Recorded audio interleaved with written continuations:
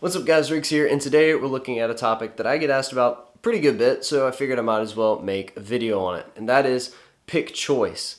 Now there's a few considerations to make, so in this video we're going to look at the differences between different sizes and shapes and how they affect both your tone and your control and general technique of the instrument. And most importantly, you'll be able to hear the differences in the recorded audio that I make for this video of the different sizes, shapes, and thicknesses, and you can hear how it affects my tone while my playing stays the same. So if you decide you're enjoying this video, please hit that like button, consider subscribing, and without further ado, let's jump into the video.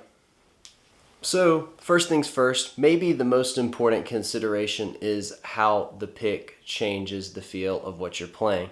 A lot of beginner guitar players ask me if they should use really heavy picks or really thin picks because they've heard this or that, or if they should use really small picks. And at the end of the day, you should use what makes you comfortable. I think that's the most important thing. The differences in tone that are there but are pretty subtle can be achieved in different ways using EQ and all of that kind of stuff. So all in all, I would go with the pick that makes you the most.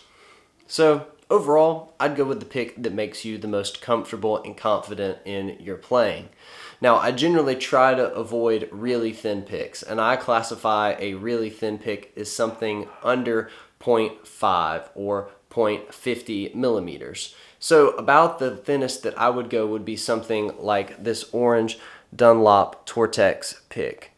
These are very, very common. You see them at Guitar Center. You see people play them all the time, and this is the pick that I actually started on. For years, I used Tortex picks, and I used this shape in a couple of different thicknesses. Now, the great thing about a thin pick is there's some forgiveness. So you can strum a lot on acoustic with it, you can do individual notes on electric guitar, and it still sounds great.